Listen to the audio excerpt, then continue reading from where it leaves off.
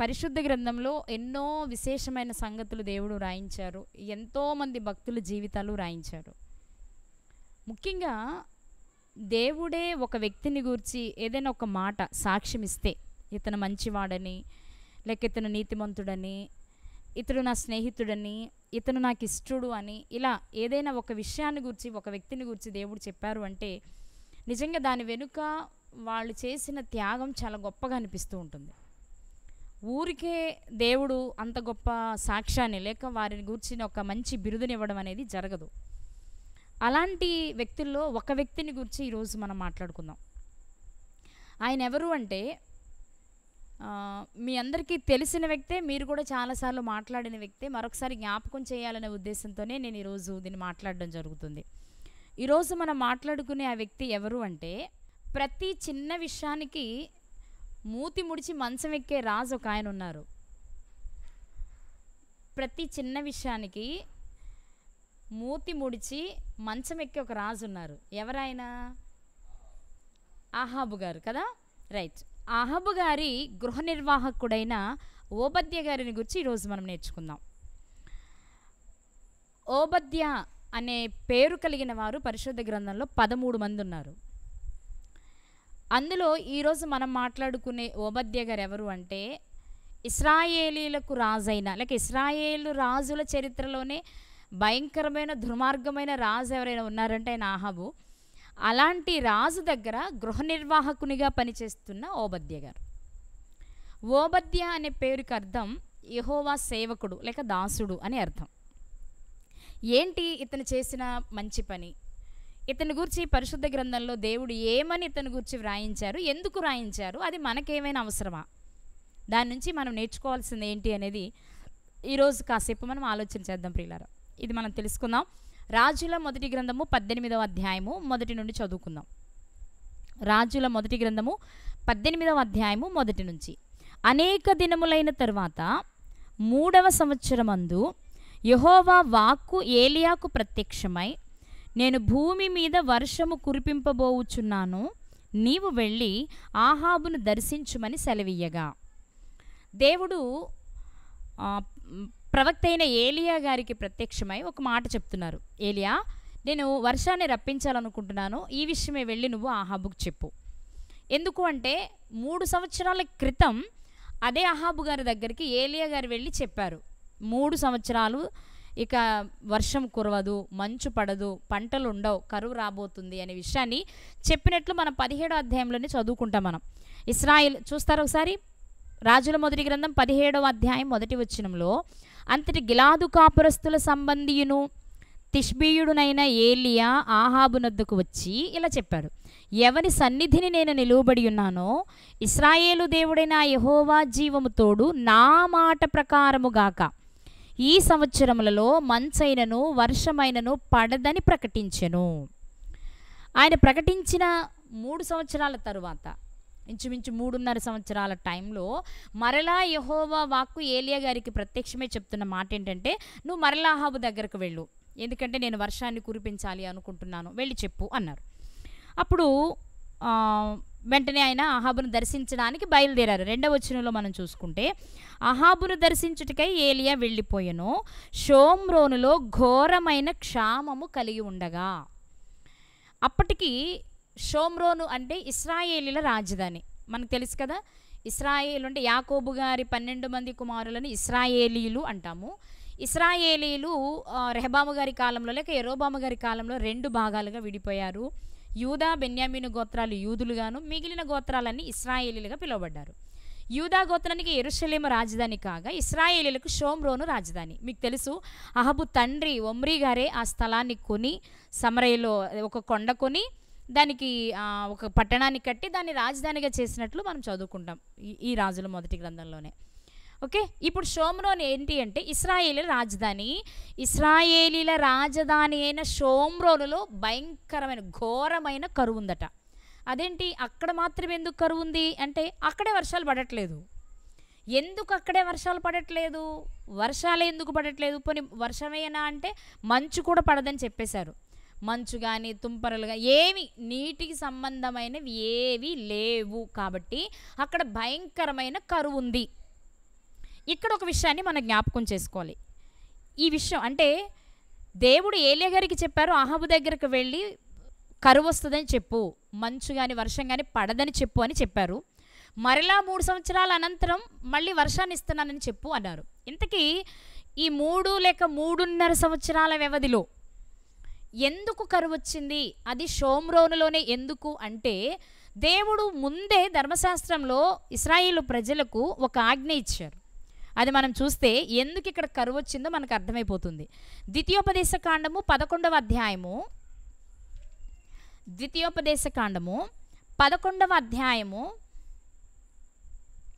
11వ అధ్యాయము 14 నుండి నేను చదువుతున్నాను, లేదా 13 నుండి నేను చదువుతున్నాను. కాబట్టి మీ పూర్ణ హృదయముతోనూ మీ పూర్ణ ఆత్మతోనూ మీ దేవుడైన యెహోవాను ప్రేమించి ఆయనను సేవింపవలెనని నేడు నేను మీకిచ్చు ఆజ్ఞలను మీరు జాగ్రత్తగా వినిన ఎడలా. ఏం జరుగుద్ది? నేను మీకు ఆజ్ఞలు ఇచ్చాను కదా, ఈ ఆజ్ఞలను పూర్ణ హృదయంతో పూర్ణ ఆత్మతో మీరు గైకొనాలి. మీరు నిజంగా దేవుణ్ణి ప్రేమిస్తే ఈ ఆజ్ఞలను గైకొంటారు. ఆజ్ఞలు గైకొనడమే దేవుణ్ణి ప్రేమించడం. ఇక్కడ చెప్తున్నది అదే. ఇదే మాట యోహాను గారు రాసిన మొదటి పత్రిక 5వ అధ్యాయం 3వ వచనంలో మనం చదువుతాం. ఆజ్ఞలు పాటించడమే దేవుణ్ణి ప్రేమించడము అని. మీరు గనక ఆజ్ఞలను హృదయపూర్వకంగా గైకొనగలిగితే, నేను ఇచ్చిన ఆజ్ఞలను మీరు జాగ్రత్తగా విని దానిని గైకొంటే ఖచ్చితంగా మీ దేశానికి వర్షం వస్తుంది. 14వ వచనం, మీ దేశమునకు వర్షము అనగా తొలకరి వానను కడవరి వానను దాని దాని కాలమును కురిపించదను. అందువలన నీవు నీ ధాన్యమును నీ ద్రాక్షారసమును నీ నూనెను కూర్చుకొందువు. మరియు నీవు తిని తృప్తి పొందినట్లు నీ పశువుల కొరకు నీ చేలయందు గడ్డి మొలిపించెదను. ఒకవేళ అలా కాకుండా, అంటే నువ్వు ఆజ్ఞలు జాగ్రత్తగా గైకొని పాటిస్తే వర్షం దాని కాలంలో అది కురుస్తుంది. దానివలన నువ్వు తృప్తిగా తింటావు, నీ పశువులకు సమృద్ధి అయిన ఆహారం లభిస్తుంది.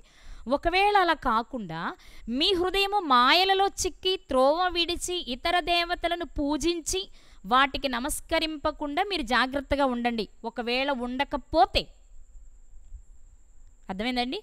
మీ హృదయము మాయలలో చిక్కకుండా మీరు త్రోవ విడిచిపోకుండా ఆజ్ఞల ప్రకారం బ్రతికితే ఇవన్నీ మీకు లభిస్తాయి. ఒకవేళ అలా కాకపోతే ఏం జరుగుద్ది అంటే, లేని ఎడల యెహోవా మీ మీద కోపపడి ఆకాశమును మూసివేయును, అప్పుడు వాన కురియదు, భూమి పండదు, యెహోవా మీకిచ్చుచున్న మంచి దేశంలో ఉండకుండా మీరు శీఘ్రముగా నశించెదరు.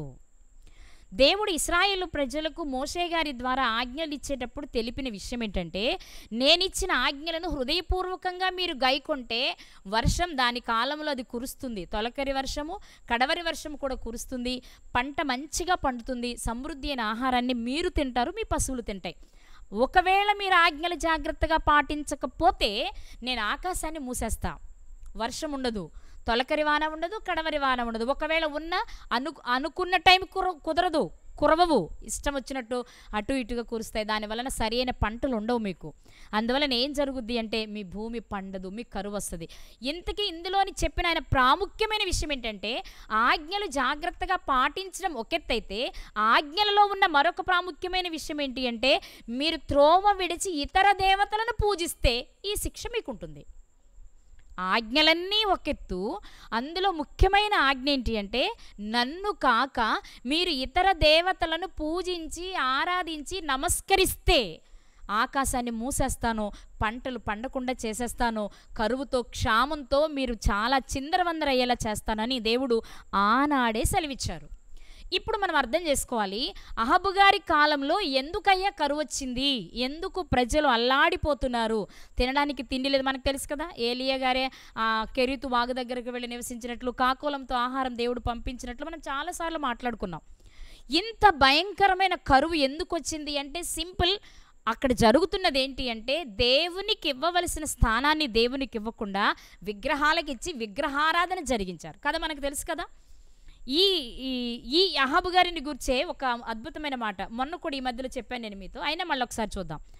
రాజుల మొదటి గ్రంథము 16వ అధ్యాయంలో, రాజుల మొదటి గ్రంథము 16వ అధ్యాయము 31వ వచనం, నెబాతు కుమారుడైన యెరోబాము జరిగించిన పాపక్రియలను అనుసరించి నడుచుకొనుట స్వల్ప సంగతి అనుకుని అతడు సీదోనీలకు రాజైన ఎత్బయలు కుమార్తె అయిన యెజబేలును వివాహము చేసుకుని బయలుదేవతను పూజించుచు వానికి మ్రొక్కుచూ ఉండెను. షోమ్రోనులో తాను బయలునకు కట్టించిన మందిరమందు బయలునకు ఒక బలిపీఠము కట్టించెను. మరియు అహాబు దేవతా స్తంభం ఒకటి నిలిపెను. ఈ ప్రకారము అహాబు తన పూర్వీకులైన ఇశ్రాయేలు రాజులందరికంటే ఎక్కువగా పాపము చేసి ఇశ్రాయేలుల దేవుడైన యెహోవాకు కోపము పుట్టించెను. మనం చదువుకున్న ఈ వచనాలలో జరుగుతున్నది ఏంటి అంటే, దేవునికి నచ్చని పని ఏదైనా ఉంది అంటే, చాలా నచ్చవు ఆయనకి. అందులో ప్రాముఖ్యమైనది ఏంటి అంటే, దేవునిని కాక ఇతర దేవతలను పూజిస్తే, ఆరాధిస్తే ఆయనకి నచ్చదు. అయితే ఈ అహాబు చేస్తున్న అతి భయంకరమైన తప్పు. ఎందుకు అహాబు గారి కాలంలో కరువు వచ్చింది అంటే, ఇతడు ఇశ్రాయేలీలకు రాజు, ఇశ్రాయేలీల దేవుడైన యెహోవాను విసర్జించి అన్య దేవతలను ఆరాధించడం ఒక ఎత్తైతే, అప్పటికి నెబాతు కుమారుడిని యెరోబాము 2 విగ్రహాలను చేయించి ఇశ్రాయేలు ప్రజలు విగ్రహారాధన చేయడానికి పురుకొల్పాడు. అయితే అహాబ్ అనుకుంటున్నాడు 2 దూడలను పూజించడం అనేది చాలా చిన్న విషయం, అంతకంటే గొప్పగా చెయ్యాలి నేను, తప్పు అనుకుని ఈయన ఏం చేశాడో తెలుసా, అన్యజాతి స్త్రీ అయిన యెజబేలును వివాహం చేసుకున్నాడు. యెజబేలును వివాహం చేసుకున్నప్పుడు రాయబడిన మాట, సీదోనీల రాజైన ఎత్బయలు కుమార్తె ఈమె. సీదోనీలు ఎవరు? అన్యులు.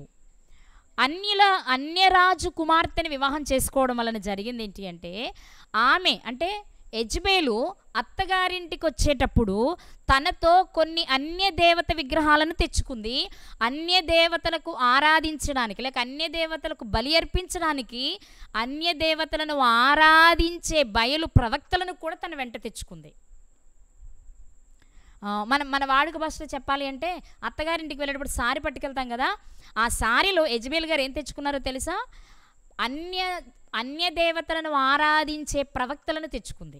ఎంతమంది ప్రవక్తలను తెచ్చుకుంది ఆవిడ మనకు తెలుసు కదా. ఎంతమంది ప్రవక్తలను తెచ్చుకుందో ఒక మాట చూపిస్తాను మీకు. రాజుల మొదటి గ్రంథము 18వ అధ్యాయము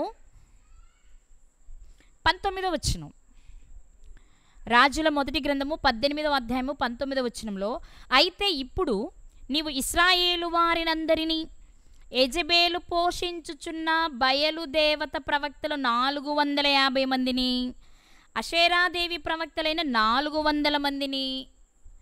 ఇక్కడ యెజబేలు పోషిస్తున్న బయలు ప్రవక్తలు ఎంతమందట? 450 మంది బయలు ప్రవక్తలు, అషేరాదేవి ప్రవక్తలు 400 మంది. వెరసి 850 మంది ప్రవక్తలను సీదోను ప్రాంతము నుండి షోమ్రోనుకు తన వెంట సారిగా తెచ్చుకుంది యెజబేలు. ఇది అహాబుకు నిజంగానే గొప్ప విషయం. యెరోబాము అయితే 2 దూడలు మాత్రమే చేయించాడు. ఇప్పుడు ఈయన 2 దూడలతో పాటు తనకొక దూడను తెచ్చుకున్నాడు యెజబేలుని.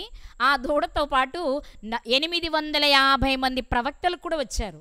ఇంతమంది వచ్చిన తర్వాత ఏం చేశాడంటే, మనం ఆల్రెడీ చదువుకున్నాం కదా, షోమ్రోనులో బయలునకు ఒక మందిరాన్ని కట్టించాడు, ఒక బలిపీఠాన్ని కట్టించాడు, దేవతా స్తంభాన్ని ఒకటి కట్టించాడు. ఇంకా చెప్పాలంటే ఘోరంగా దేవునికి వ్యతిరేకమైన విగ్రహారాధన చేశాడు. అందుకు గాను దేవునికి కోపం వచ్చింది. ప్రియులారా, భయంకరమైన విగ్రహారాధన అహాబు కాలంలో జరగడం చేత అది అహాబేమో చాలా గొప్పగా ఫీల్ అవుతున్నాడు, నేను యెరోబాము కంటే ఘోరమైన తప్పులు చేస్తున్నాను అని. కానీ దేవునికి విపరీతమైన కోపం వచ్చింది, కరువు రావడానికి కారణమైంది. ఇక మనకు తెలిసిందే, ఇప్పుడు ఆ యెజబేలు అండర్లోనే బ్రతుకుతున్నాడు అహాబు. మనకు తెలుసు, ఏ చిన్న పేరుకు మాత్రమే ఆయన రాజు, కానీ పరిపాలన అంతా యెజబేలుదే. మనకి నాబోతు గారి విషయంలో చాలా క్లియర్గా కనిపించే విషయం. అయితే ఇక్కడ విషయం ఏంటంటే, అహాబు యెజబేలులు కలిసి ఇశ్రాయేలు ప్రజలందరినీ భయంకరమైన పాపంలోనికి నెట్టివేయడమే కాకుండా వారి చేత పాపము చేయించి తినడానికి తిండి లేని భయంకరమైన స్థితిలోనికి రాజ్య ప్రజలను తీసుకుని వెళ్ళిపోయారు. ఇలాంటి తరుణంలో ఏం జరుగుతుంది అంటే, ఇక 3 సంవత్సరాలు గడిచిపోయింది. ఇక చివరి స్టేజ్కి వచ్చి 3 సంవత్సరాల నుంచి కరువు అంటే మంచు కూడా కురవట్లేదు అంటే ఇక పరిస్థితులు ఎలా ఉంటాయో మీకు తెలుసు కదా. చాలా భయంకరమైన పరిస్థితుల్లో ఉండగా ఇప్పుడు అహాబ్ ఏం చేశాడంటే, తన ఇంటి గృహ నిర్వాహకుడైన ఓబద్యాన్ని పిలిపించి ఒక విషయాన్ని చెప్తూ ఉన్నాడు. ఒకసారి ఆ మాట చూద్దాం. 3వ వచనం, రాజుల మొదటి గ్రంథము 18వ అధ్యాయము 3వ వచనంలో, అహాబు తన గృహ నిర్వాహకుడగు ఓబద్యాను పిలిపించెను. ఈ ఓబద్య యెహోవా యందు భయభక్తులు గలవాడై యెజబేలు యెహోవా ప్రవక్తలను నిర్మూలము చేయుచుండగా గుహలో 50 మందిగా 100 దాచి అన్నపానములిచ్చి వారిని పోషించెను. అహబు దేశంలోని ఉదకధారలన్నిటినీ నదులన్నిటినీ చూడబోయి పశువులన్నిటినీ పోగొట్టుకొనకుండా గుర్రములను కంచెరగాడిదలను ప్రాణంతో కాపాడుటకై మనకు గడ్డి దొరుకునేమో తెలుసుకొనమని ఓబద్యాకు ఆజ్ఞ ఇచ్చెను. ఇక్కడ ఏం జరుగుతుంది? భయంకరమైన కరువు ఉండగా అహబు ఓబద్యాని పిలుస్తున్నాడు. ఓబద్యా ఇలా రా. ఓబద్యా అంటే గృహ నిర్వాహకుడు, అనగా గృహములో జరిగే ప్రతి విషయం ఇతనికి ముందు తెలియాలి, ఇతని ద్వారానే అన్నీ జరగాలి. యోసేపు గారు కూడా అంతే. పోతిఫర్ ఇంటిలో మనకు తెలిసిన విషయం. ఆ తర్వాత ఫరో ఇంటిలో కూడా అంతే. అంటే గొప్ప గొప్ప ఇళ్లల్లో ఒక వ్యక్తి గృహ నిర్వాహకుడిగా ఉండాలి అంటే 2 ప్రాముఖ్యమైన విషయాలు ఉంటాయండి. రాజుల దగ్గర కానీ లేక బాగా ధనవంతులైన వాళ్ళ దగ్గర కానీ వారికి ద్రాక్షరసం అందించేవారు కానివ్వండి, వారి గృహాలలో గృహ నిర్వహణ జరిగించేవారు కానీ చాలా ప్రాముఖ్యమైన వ్యక్తులుగా మనం చెప్పుకోవచ్చు. ఎందుకంటే వాళ్ళ ఆ కుటుంబాలలో జరిగే ప్రతి విషయము వీళ్ళ మీదే ఆధారపడి ఉంటుంది. కాబట్టి ఆ పని జరిగించే వారిని, చాలా నమ్మకస్తులైన వారిని మాత్రమే వారి దగ్గర పెట్టుకుంటారు. మామూలు వాళ్ళు అనుకోండి, వాళ్ళకి చాలా ప్రమాదం ఉంటుంది కదా. రాజులు అంటే వాళ్ళకి శత్రువులు ఎక్కువగా ఉంటారు. వాళ్ళ దగ్గర పనిచేసేవాళ్ళు, వాళ్ళకి ఆహారం అందించేవాళ్ళు, వాళ్ళకి ద్రాక్షరసం అందించేవాళ్ళు నమ్మకస్తులు కాకపోతే వాళ్ళ ప్రాణానికే ప్రమాదం. కాబట్టి ఉన్నత స్థాయి కలిగిన వ్యక్తుల దగ్గర గృహ నిర్వాహకత్వం చేయాలి అంటే తప్పకుండా ఆ వ్యక్తి చాలా నమ్మకస్తుడై ఉండాలి. ఇప్పుడు మనకు తెలుసు కదా, ఆహాబు ఎలాంటి వాడు అంటే దేవునికి ఏది నచ్చదో అది ఎక్కువగా చెయ్యాలి అనుకునే వ్యక్తి. అలా చేస్తున్నాడు. అలా చేయడానికి రెండవ కారణం ఏంటి అంటే తన భార్య యెజబెలు. అందుకే ఆమెను గూర్చిన ఒక మాట, ఆ సందర్భాన్ని గురించి మరొక మాట మనం చూడగలిగితే రాజుల మొదటి గ్రంథము 21వ అధ్యాయము 25వ వచనమండి. ఒకటి మనం చదువుకుందాం కదా, 16:31లో ఏం చదివామంటే తమ పితరుడైన యెరోబాము కంటే గొప్పగా చెయ్యాలి, యెరోబాము చేసింది చిన్న విషయం అనుకున్నాడు. ఇక రెండో విషయం ఏంటి అంటే రాజుల మొదటి గ్రంథము 21వ అధ్యాయము 25వ వచనంలో తన భార్య అయిన యెజబెలు ప్రేరణ చేత యెహోవా దృష్టికి కీడు చేయ తన్ను తాను అమ్ముకొనిన అహాబు వంటి వాడు ఎవ్వడు లేడు. దేవుడు చెప్తున్న మాట, ప్రవక్త ద్వారా దేవుడు సెలవిస్తున్న మాట ఏంటో తెలుసా? తన భార్య అయిన యెజబెలు ప్రేరేపిస్తే భార్య ప్రేరణకు లొంగిపోయి యెహోవా దృష్టికి కీడు చేయడానికి తనను తానే అమ్ముకున్నటువంటి వ్యక్తి ఎవరు అంటే అహాబు. అలాంటి వాడు ఇంకెవ్వడు లేడు, దేవుడు చెప్తున్న మాట. అంటే విగ్రహారాధన చేయాలి అనే ఆలోచన ఆయనకున్న దానికి మరింత ప్రోత్సాహాన్ని ఇచ్చి విగ్రహారాధన చేయడానికి బలపరిచింది ఎవరు అంటే తన భార్య. ఈ ఇద్దరి వలన ఇశ్రాయేలు ప్రజలు చాలా ప్రమాదంలో చిక్కుకున్నారని మనం చెప్పుకోవచ్చు. అయితే అలాంటి భయంకరమైన మనస్తత్వం కలిగిన అహాబు ఇంటిలో గృహ నిర్వాహకునిగా పనిచేస్తూ ఉన్నాడు ఈ ఓబద్యా. కానీ ఈ ఓబద్యా గారిని గురించి దేవుడు రాయించిన మాట మనం చదువుకున్నాం కదా 3వ వచనంలో. ఈ ఓబద్యా యెహోవా యందు భయభక్తులు కలిగిన వాడు. అదేంటండి, అహాబేమో భయంకరమైన విగ్రహారాధన చేస్తూ ఉంటే యెజబెలు ప్రోత్సాహంతో బయలుదేవతలను ఆరాధించడానికి, బయలుదేవతలను పూజించడానికి ప్రజలందరినీ అటువైపు త్రిప్పితే, బయలు దగ్గర ఆరాధన చేయడానికి ప్రవక్తలను పెడితే, ఒకవైపు ఇంత జరుగుతూ ఉంటే అదే ఇంటిలో ఉండి దేవుని యందు భయభక్తులు కలిగి ఎలా జీవించగలుగుతున్నారు ఈయన? అసలు ఇది ఎలా సాధ్యము? మనం ఆలోచిస్తే చాలా సందర్భాలు మనం మాట్లాడుకున్నాం. మన చుట్టూ ఉన్న సమాజం అంతా భయంకరమైనదైనా చాలా వరకు దుష్ట సాంగత్యం మంచి నడవడిని చెరుపును. కానీ సమాజం అంతా అలాగే ఉంది కాబట్టి నేను అలా ఉంటానంటే కుదరదు. మనం ఉండాలి అని మనం అనుకుంటే అలాంటి వారి సహవాసం మనం చెయ్యం. దుష్ట సాంగత్యం మంచి నడవడిని చెరుపుతుంది కాదనట్లా. కానీ నేను నీతిగా బ్రతకాలి అనుకునేవారు దుష్టులతో సాంగత్యం చేయరు. వాళ్ళ కొంతకాలం సహవాసం చేయగానే వీళ్ళ ప్రవర్తన ఇలాంటిది, వీళ్ళ మనస్తత్వం ఇలాంటిది, వీరి క్రియలు ఇలా ఉన్నాయి అని మనకు అనిపిస్తే కట్ చేసుకుంటాం. ఎందుకంటే నిత్య జీవం కావాలనుకుంటున్నాం కాబట్టి. ఇక్కడ మనం ఆలోచించవలసిన విషయం ఏంటి అంటే ఆ రాజ్యానికి రాజైన అహాబు దంపతులేమో విగ్రహారాధనను పోషిస్తూ ఉంటే, ప్రజలందరిని అటువైపు త్రిప్పుతూ ఉంటే, అదే ఇంటిలో నమ్మకంగా పనిచేస్తూ తాను మాత్రం యెహోవా యందు భయభక్తులు కలిగి జీవిస్తూ ఉన్నాడట. ఇక్కడ ఈ ఓబద్యా యెహోవా యందు భయభక్తులు కలిగిన వాడనే మాట వ్రాయబడింది. కానీ ఇదే మాట ఓబద్యా గారు చెప్పుకున్నారు అదే అధ్యాయము 12వ వచనంలో. అది ఇంకా బాగుంది. ఇక్కడ యెహోవా యందు భయభక్తులు కలిగిన వాడు అని దేవుడు స్టేట్మెంట్ ఇచ్చారు. కానీ ఇదే మాట రాజుల మొదటి గ్రంథం 18వ అధ్యాయం 12వ వచనంలో మనం చదువుకుంటూ కిందికి వెళ్తే ఒక మాట కనిపిస్తుందండి. ఏలియా గారితో ఓబద్యా గారు మాట్లాడుతున్న సందర్భం. అయితే నేను నీ యొద్ద నుండి పోవు క్షణమందే యెహోవా ఆత్మ నాకు తెలియని స్థలమునకు నిన్ను కొంచెపోవును. అప్పుడు నేను పోయి అహాబునకు వర్తమానం తెలియచెప్పిన తరువాత నీవు అతనికి కనబడని ఎడల అతడు నన్ను చంపివేయును.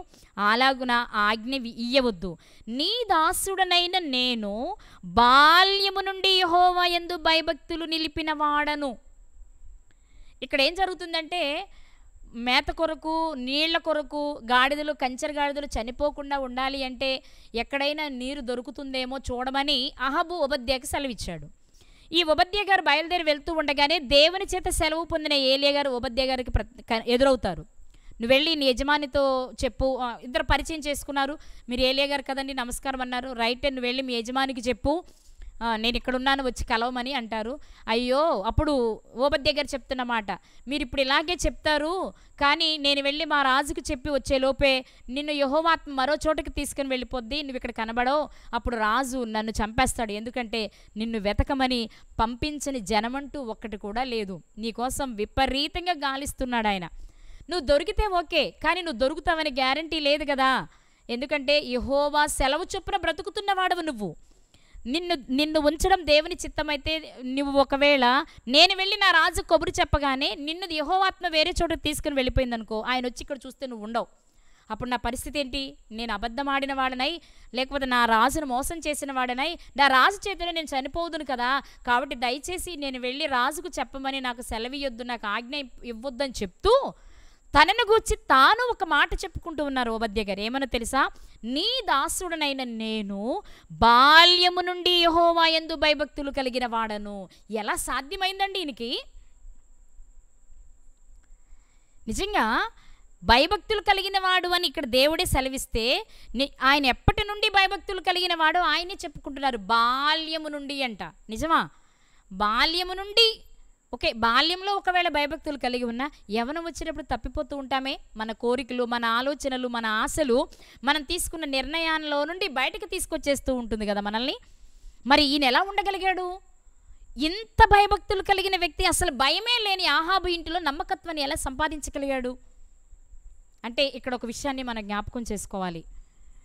ఏంటి అంటే చిన్ననాటి నుండి భయభక్తులు కలిగిన వ్యక్తి ఈ ఓబద్యా. అంటే తల్లిదండ్రులు ఆయనకి చక్కగా వాక్యాన్ని లేక ధర్మశాస్త్రంలో ఉన్న ఆజ్ఞలను నేర్పించారు. అందుకే ఈయన ఏం చేశాడు అంటే ఒక మంచి నమ్మకస్తునిగా అహాబు దృష్టికి వెళ్ళాడు కదా. రాజు తన ఇంటిలో గృహ నిర్వాహకత్వం చేయాలి అంటే ఎవరిని పడితే వాళ్ళని పెట్టుకోడు. 10 మందిని ఎంక్వైరీ చేసి ఎవరు నమ్మకస్తుడో, ఎవరు మంచివాడో, ఎవరు యథార్థపరుడో అలాంటి వ్యక్తిని సెలెక్ట్ చేసుకుంటాడు కదా. ఇప్పుడు షోమ్రోను పట్టణంలో అహాబు ఇంటిలో గృహ నిర్వాహకునిగా పనిచేయాలి అంటే అహాబు ఎంక్వైరీలో తేలిన నెంబర్ 1 పర్సన్ ఎవరు అంటే ఓబద్యా. తీసుకొచ్చారు, అహాబు ఇంట్లో పెట్టాడు.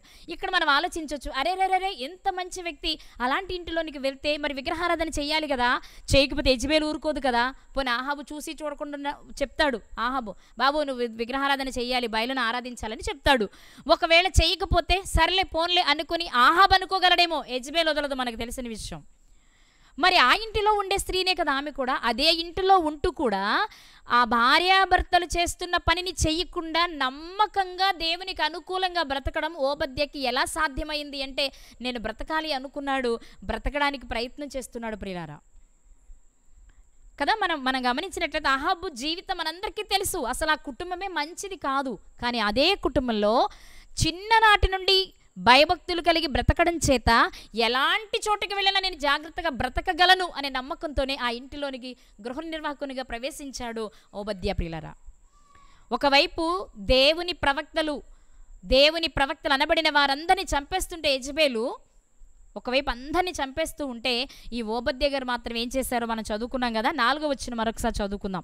రాజుల మొదటి గ్రంథము 18వ అధ్యాయము 4వ వచనంలో యెజబెలు యెహోవా ప్రవక్తలను నిర్మూలము చేయుచుండగా గుహలో 50 మందిగా 100 దాచి అన్నపానములిచ్చి వారిని పోషించెను.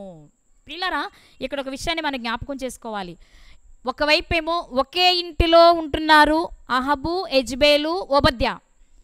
అయితే యెజెబెలేమో యెహోవా ప్రవక్తలను చంపుతూ ఉంటే, ఆమె చేసే పనికి సహకరిస్తూ అహాబు గారు ఉంటే, యెజెబెలు చేసే పనికి వ్యతిరేకంగా దేవుని ప్రవక్తలను దాచిపెడుతున్నాడు ఓబద్యా.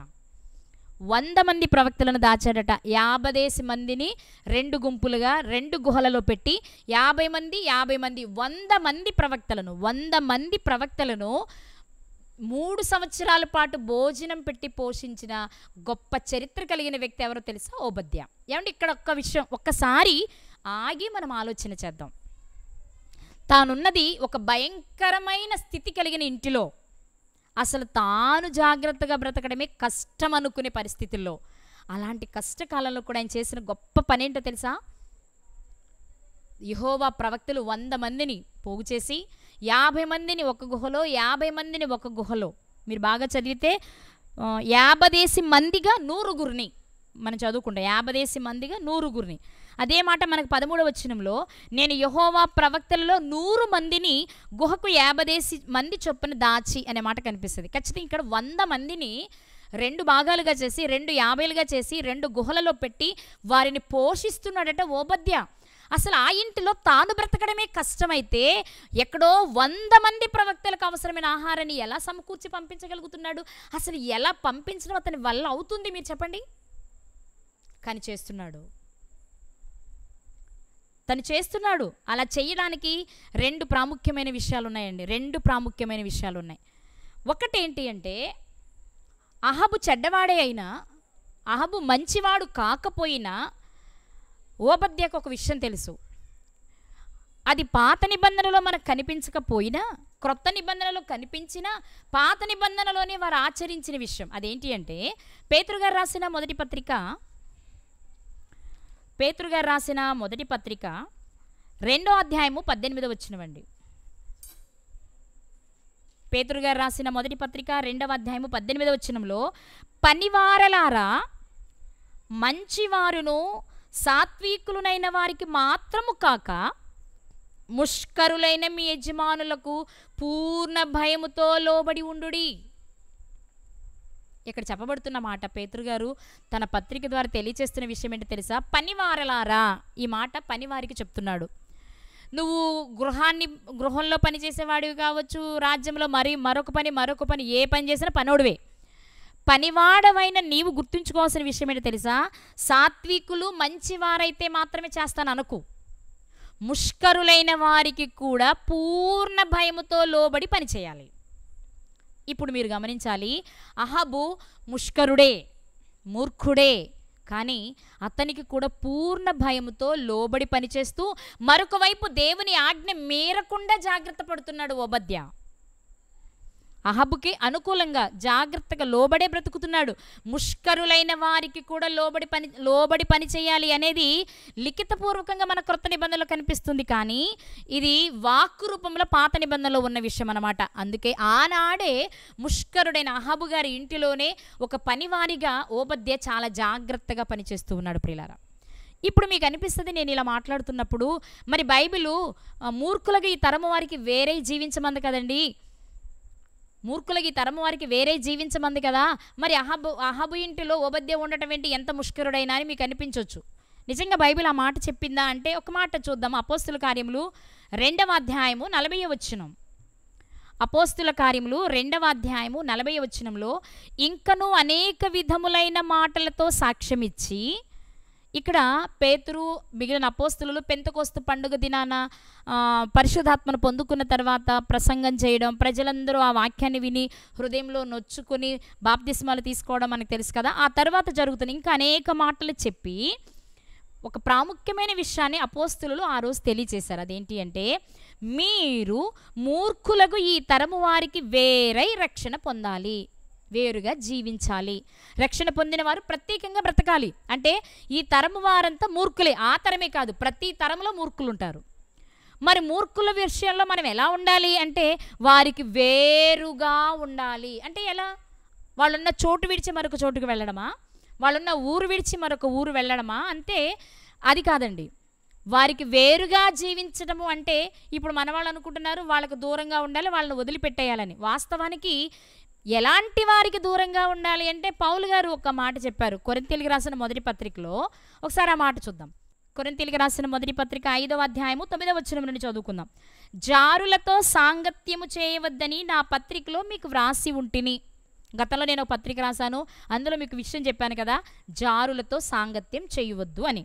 అయితే అప్పుడు చెప్పాను, అయితే దాని గురించి వివరణ ఇస్తున్నాను, ఒకసారి వినండి. అదేంటంటే, ఈ లోకపు జారులతోనైనను, లోభులతోనైనను, దోచుకొని వారితోనైనను, విగ్రహారాధికులతోనైనను ఏ మాత్రము సాంగత్యము చేయవద్దని కాదు. అంటే వీళ్ళందరితో సాంగత్యం చేయాలా? జారులతో, లోబులతో, దోచుకునే వారితో, విగ్రహారాధన చేసేవారితో సాంగత్యం చేయాలా? లోకములో ఉన్న ఇలాంటి వారందరితో చేయొచ్చు. ఎందుకంటే ఆయనే చెప్తారు, అలాగైతే అలా చెయ్యొద్దని గనక మీరు అనుకుంటే, అలాగైతే మీరు లోకములో నుండి వెళ్ళిపోవాలి. ఎక్కడికి వెళ్తారు? ఎక్కడికి వెళ్ళినా వాళ్ళే ఉంటారు. మరి అప్పుడు చెప్పిన ఆ మాటలోని ఆంతర్యం ఏంటి? జారులకు దూరంగా ఉండమంటే ఎలా? జారులకు దూరంగా ఉండటం అంటే, లేక జారులు, లోబులు, ద్రోహులు, విగ్రహారాధికులు వీళ్ళకు దూరంగా ఉండమంటే మీరు లోకాన్ని విడిచిపెట్టవలసి వస్తుంది. కానీ నేను చెప్పిన ఉద్దేశం ఏంటో తెలుసా? ఇప్పుడైతే సహోదరుడనబడిన వాడెవడైనను, జారుడైనను, లోబి కానీ, విగ్రహారాధికుడు కానీ, తిట్టుబోతు కానీ, త్రాగుబోతు కానీ, దోచుకునేవాడు కానీ అయ్యున్న ఎడల అట్టివానితో సాంగత్యం చేయకూడదు. లోకంలో ఉన్నవారు వ్యభిచారులు ఉంటారు, దొంగలుంటారు, ద్రోహులుంటారు, విగ్రహారాధికులు ఉంటారు. వాళ్ళతో సాంగత్యం చేయొద్దని కాదు నేను చెప్తుంది. నీ సహోదరుడు అంటే రక్షించబడిన తర్వాత మరలా వెనుకకు వెళ్ళిపోయేవాడు ఉంటాడే, అలాంటి వాడితో చేయొద్దు. చేస్తే నువ్వు వెనక్కి వెళ్ళిపోతావు. మూర్ఖులకి, ఈ తరము వారికి వేరే జీవించడం అంటే, లేకపోతే మూర్ఖులంటే ఇగో ఈ లక్షణాలన్నీ కలిగిన వారు, దేవుడు కాదు అని లోకాన్ని ప్రేమించేవారు, లోకాశలతో నిండిపోయిన వారు ఉన్నారే, వాళ్లకు దూరంగా ఉండమని కాదు నేను చెప్పింది. అలా అయితే లోకంలో మనం ఎక్కడికి వెళ్ళినా వాళ్ళే ఉంటారు. నేను చెప్పింది ఏంటి అంటే, వాళ్ళతో ఉండు, కానీ అందులో నుంచి బయటకు వచ్చి మరలా వెళ్ళిపోయే వాళ్ళు ఉంటారే, వాళ్ళ విషయంలో జాగ్రత్త. అలాంటి వారి విషయంలో అయితే నువ్వు పడిపోయే ఆస్కారం ఉంది, ప్రమాదం ఉంది. కాబట్టి లోకంలో ఉన్న వారికి ఇంకా దేవుడు తెలియదు కాబట్టి వారు మంచిగానే ఉంటారు. వారి వల్ల నీకు ఎలాంటి హాని లేదు. మరి ఎవరి వలన నీకు హాని? నీ సొంత సహోదరుడు వలనే. ఒకప్పుడు కడగబడి బయటకు వచ్చి మరలా కడగబడిన పంది బురదలోనికి దొరిలినట్టుగా వెళ్ళిపోతా చూడు, వాడి విషయంలో నువ్వు చాలా జాగ్రత్తగా ఉండాలి. వాళ్ళతో మాత్రం నువ్వు కలవద్దు. వాళ్ళతో కలిసావో ఈ రోజు కలిపితే రేపటికైనా దుష్ట సాంగత్యము మంచి నడవడిని చెరుపును అన్న చందన నువ్వు పాడిపోయే ప్రమాదం ఉంది. కాబట్టి దుష్ట సాంగత్యము మంచి నడవడిని చెరుపును అంటే లోకంలో ఉన్న వ్యక్తిని గురించి అని మాత్రమే అనుకోకూడదు. ఇంకా చెప్పాలంటే వాళ్ళని గురించి అసలు కాదు. ఎలాంటి సాంగత్యం అంటే, రక్షించబడిన నీవు రక్షించబడి పడిపోయిన వాడి విషయంలో జాగ్రత్త. అంతేకాదు కొన్ని సందర్భాలు అసలు రక్షణ పొందని వాడి విషయంలో కూడా జాగ్రత్త. కాబట్టి ప్రియులారా, ఇక్కడ చెప్పబడుతున్న మాట ఏంటి అంటే, ఇగో ఈ విషయాలన్నీ లిఖితపూర్వకంగా మన క్రొత్త నిబంధనలు కనబడుతున్నప్పటికీ ఇవన్నీ ముందే ఎరిగిన వానిగా కనబడుతూ ఉంటాడు ఓబద్య గారు. అందుకే అహబు ఇంటిలోనే ఉంటున్నా చాలా జాగ్రత్తగా ఉన్నాడు ఆయన, చాలా జాగ్రత్తగా ఉన్నాడు. అలాగే ఆయనకు తెలిసిన మరొక ప్రాముఖ్యమైన విషయం ఏంటి అంటే, ఓబద్య గారికి తెలిసిన ప్రాముఖ్యమైన విషయం ఏంటంటే, ఎవరైనా నీ సహోదరులు ఆపదలో ఇబ్బందులు ఉంటే తప్పకుండా నువ్వు వారిని పరామర్శించాలి కదా. యేసుక్రీస్తు ప్రభువారు ఈ విషయాన్ని తెలియచేశారు మనకి. మత్తయి సువార్త 25వ అధ్యాయంలో మనం చదువుకుంటాం కదా. నేను ఆపదలో ఉంటే చూడొచ్చు, అల్పులైన ఈ నీ సహోదరుల్లో ఎవరికైనా చేస్తే నాకు చేసినట్లే అన్నారు. కాబట్టి ఖచ్చితంగా చెయ్యాలి అనుకున్నారు. అంతేకాదండి, మరొక మాట మనం చూడగలిగితే, యేసుక్రీస్తు ప్రభువారు సువార్తను ప్రకటిస్తున్న కాలంలో చెప్పబడిన మాట, మత్తయి గారు రాసిన సువార్త 10వ అధ్యాయము 40-41 వచనాలు. మత్తయి గారు రాసిన సువార్త 10వ అధ్యాయము 40 నుండి చదువుతున్నాను. మిమ్మను చేర్చుకునివాడు నన్ను చేర్చుకును, నన్ను చేర్చుకునివాడు నన్ను పంపిన వానిని చేర్చుకును. ప్రవక్తను చేర్చుకునివాడు ప్రవక్త ఫలము పొందును. నీతిమంతుని చేర్చుకునివాడు నీతిమంతుని ఫలము పొందును. మరియు శిష్యుడని ఎవడు ఈ చిన్నవారిలో ఒకనికి గిన్నెడు చన్నీళ్లు మాత్రము త్రాగనిచ్చునో వాడు తన ఫలము పోగొట్టుకొనడని నిశ్చయముగా మీతో చెప్పుచున్నాను. ఎవరైనా సరే, ఇగో మిమ్మల్ని సువార్త ప్రకటించడానికి సమాజంలోనికి పంపిస్తున్నాను, మీరు వెళ్ళినప్పుడు మిమ్మల్ని ఎవరైనా సరే ఇతనొక ప్రవక్త, ఇతనొక నీతిమంతుడు, ఇతనొక శిష్యుడు అని గుర్తించి మిమ్మల్ని చేర్చుకుంటారో వారికి తప్పకుండా ప్రతిఫలం ఉంటుంది. ఇప్పుడు ఓబద్య గారు చేస్తున్నదేంటి? యెహోవా ప్రవక్తలను దాస్తున్నాడు. అంటే యెహోవా ప్రవక్తలంటే వాళ్ళు ఏం చేస్తారు? దేవుని దగ్గర నుండి వర్తమానాన్ని ప్రజలకు తెలియచేసేవారు, దేవుని మాటను ప్రజలకు చెప్పేవారు. ఇప్పుడు వారు దేవుని ప్రవక్తలు అని గుర్తించిన ఓబద్య వారిని పోషించడానికి సాహసం చేస్తున్నాడు. మీరు ఆలోచించండి. మరి ఈయన వారిని పోషించడానికి ఆహార పదార్థాలు ఎక్కడ నుండి సమకూర్చాడో మనకు తెలియదు. ఒకవేళ ఆయన ఈ ఇంటిలోనే ఉంటే ఈ రాజు ఇంటిలోనే భోజనాలు చేయించి మరొక వ్యక్తుల ద్వారా రహస్యంగా పంపించాడా, లేకపోతే తన ఇల్లు వేరుగా ఉంటే అక్కడ నుండి భోజనాలు చేసి వాళ్ళకు పంపించాడా, లేకపోతే సరుకులు మాత్రమే ఇచ్చి వాళ్ళే అక్కడ వంట చేసుకునేలా ప్రోత్సహించాడా మనకు తెలియదు. కానీ 100 మంది యెహోవా ప్రవక్తలను, ఒకవైపు యెజబేలు ఆ ప్రవక్తలను చంపుతుంటే అదే ప్రవక్తలు 100 మందిని గుహలో పెట్టి దాచి సాహసం చేశాడండి. ఈ సందర్భంలో ఖచ్చితంగా రాహాబు గారు మనకు జ్ఞాపకం రావాలి. యెహోషువ గారు పంపిన వేగుల వారిని రహస్యంగా దాచి వారిని కాపాడిన చరిత్ర. నిజంగా సందర్భంలో ఆమె ప్రాణాన్ని ఫణంగా పెట్టింది అని చెప్పాలి. ఎరుకో రాజు పంపిన మనుషులు గనక ఆమె ఉన్న ఇంటిని గనక సోదా చేస్తే ఖచ్చితంగా వీళ్ళు దొరికేవాళ్ళు. వీళ్ళు దొరికితే మొట్టమొదటిగా చంపబడేది రాహాబు గారే. అదే విషయాన్ని ఇప్పుడు మన ఓబద్య గారి దగ్గర జ్ఞాపకం చేసుకోగలిగితే, ఓబద్య 100 మందిని దాచిపెట్టి వారిని పోషిస్తున్నాడనే విషయం యెజబేలుకు తెలిస్తే 100 మంది కంటే ముందుగా చనిపోయేది ఎవరు అంటే ఓబద్య గారే. అంటే చావును కూడా లెక్క చేయలేదండి. దేవుని పిల్లల కొరకు పనిచేసేటప్పుడు ఇది చాలా భయంకరమైన పరిస్థితి, అయ్యో నాకెందుకు ఇంత కష్టం అని అనుకోలేదు. కానీ కష్టమైనా సరే దేవుని పిల్లల కొరకు నేను చెయ్యాలి అనుకుని తన నమ్మిన భక్తిని, తనకు తెలిసిన యథార్థతను దృష్టిలో పెట్టుకుని దేవుడు చూస్తున్నారు, ఇది దైవ సంబంధమైన పని అనుకుని నమ్మకంగా ముందుకు కొనసాగిన వ్యక్తిగా ఓబద్య గారు మనకు కనబడుతూ ఉంటారు. ప్రియులారా, మనం చదువుకున్నాం కదా, అతడు యెహోవా యందు భయభక్తులు కలిగిన వాడు అనే మాట. భయభక్తులు, భయము భక్తి రెండు ఉండాలి. భయము అంటే దేవుడు ఏది చెప్తే అది చేయడము. భక్తి అంటే దేవుడు మెచ్చేలా బ్రతకడం, దేవుడు చెప్పింది చేయడము భయము. మనము అబ్రహాము గారి విషయంలో మనం ఆ విషయాన్ని జ్ఞాపకం చేసుకుంటాం. ఎందుకంటే ఇస్సాకు గారిని బలి ఇవ్వమన్నప్పుడు, బలి ఇవ్వడానికి ప్రయత్నించినప్పుడు దేవుడు అబ్రహాము గారితో చెప్పిన మాట ఏంటో తెలుసా? నువ్వు దేవుడు అంటే భయపడేవాడు అని ఇందు మూలంగా నాకు అర్థమైంది. అంటే దేవుడు చెప్పింది ఏదైనా వెనక్కు తిరగకుండా చేయడం, భయముతో చేయడం. మరి భక్తి అంటే మనం చేసే పనుల ద్వారా దేవుడు మెచ్చి తను నచ్చి ఏదైనా ఇవ్వడము అనేది భక్తి. కాబట్టి భయము భక్తి రెండూ కలిగి ఉండాలి. అయితే భక్తికి మనకి యాకోబు పత్రికలో ఒక మంచి డెఫినేషన్ కనపడుతుంది. నోటికి కళ్ళెం వేసుకోవాలి, దిక్కులేని వారిని, విధవరాండను వారి ఇబ్బందుల్లో పరామర్శించాలి, ఇహలోక మాలిన్యం తనకంటకుండా జాగ్రత్త పడాలి. ఇది మీ అందరికీ తెలిసిన మాట. యాకోబు గారు రాసిన పత్రిక 1వ అధ్యాయం 26, 27 వచనాలలో మనకు కనిపించే మాటలు ఇవి. ఎవరైనా దైవభక్తుడైతే ఖచ్చితంగా అతను చేయాల్సిన పని నోటికి కళ్ళెం పెట్టుకోవాలి. అంటే ఓబద్య గారు అవసరమైనప్పుడు మాత్రమే మాట్లాడుతున్నారు తప్ప ఇష్టానుసారంగా మాట్లాడే వ్యక్తి కాదు. క్రియల్లో తన భక్తిని, క్రియల్లో తన పనితనాన్ని చూపించి సత్క్రియలు చేయగలిగిన మంచి మనిషి ఎవరు అంటే ఓబద్య. ఆయన చాలా మంచివాడు అని మనం ఈ సందర్భంగా జ్ఞాపకం చేసుకోవాలి ప్రియులారా.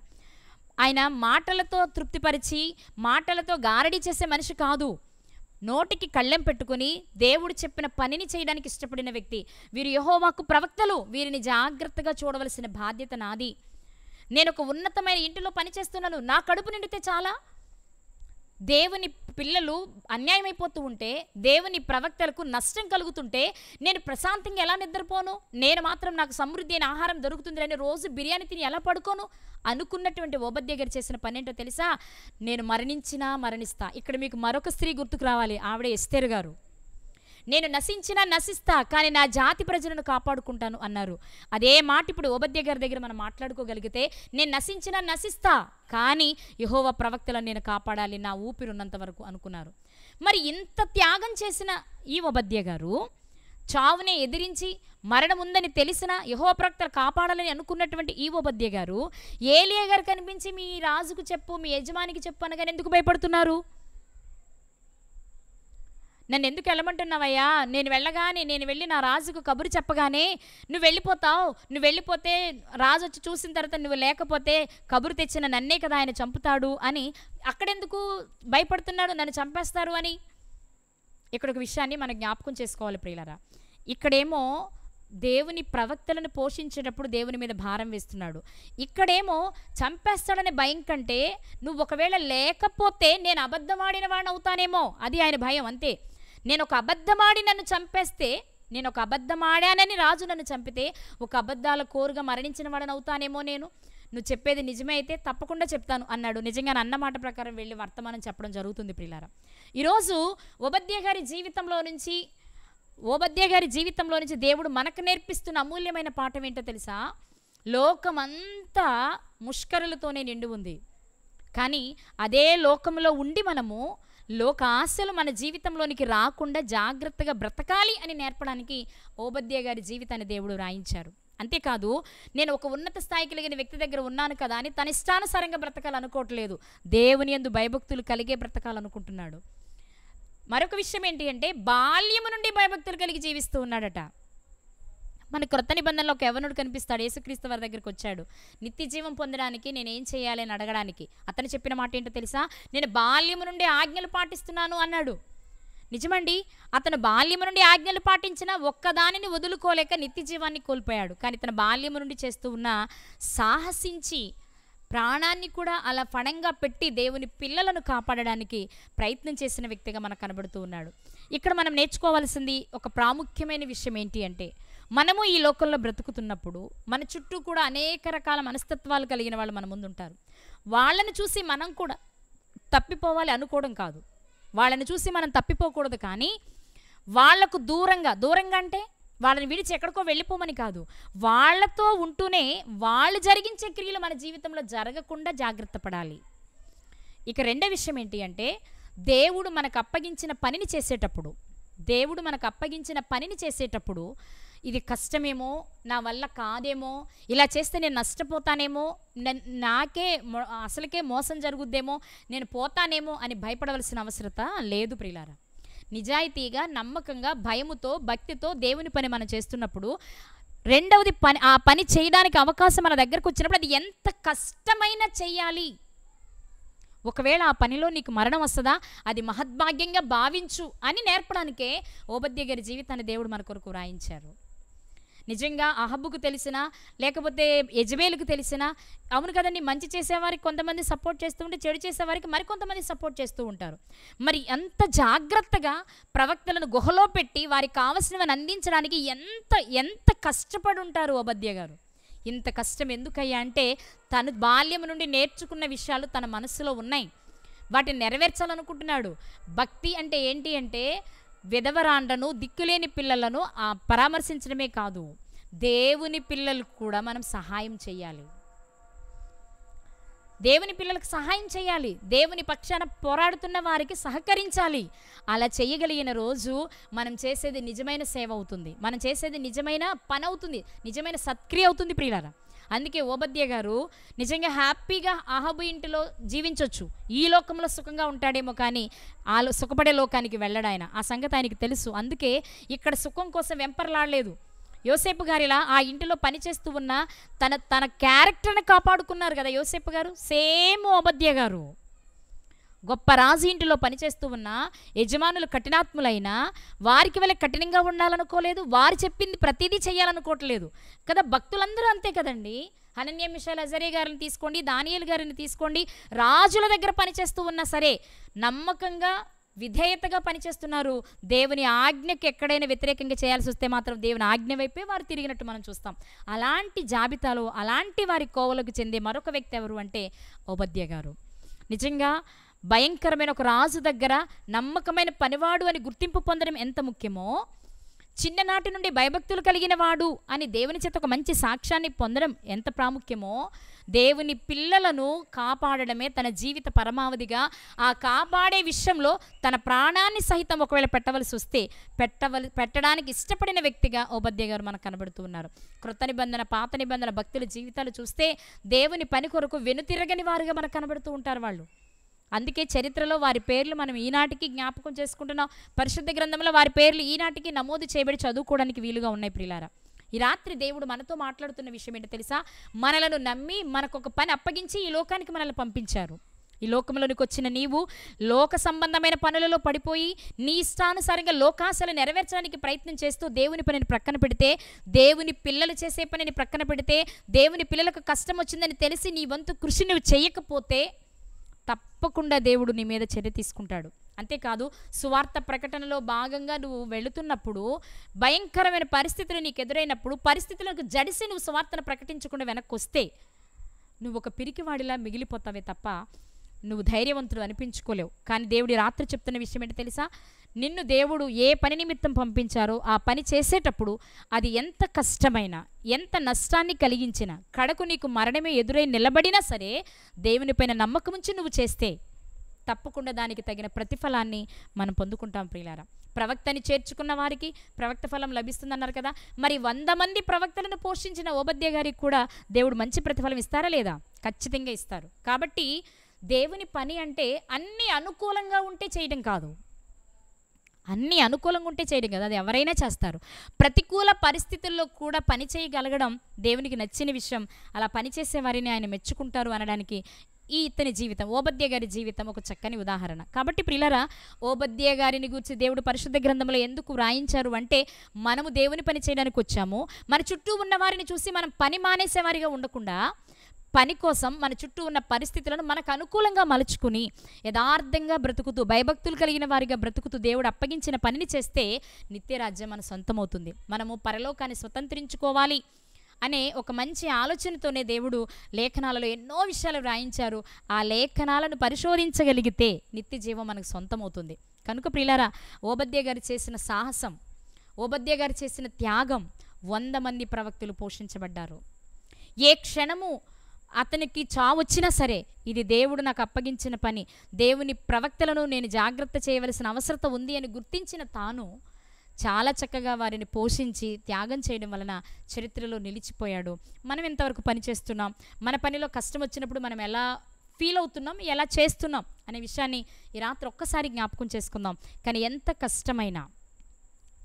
కష్టమైనా మన జీవితంలో కష్టం అంటే ఫైనల్గా వచ్చేది ఏంటంటే మరణమే.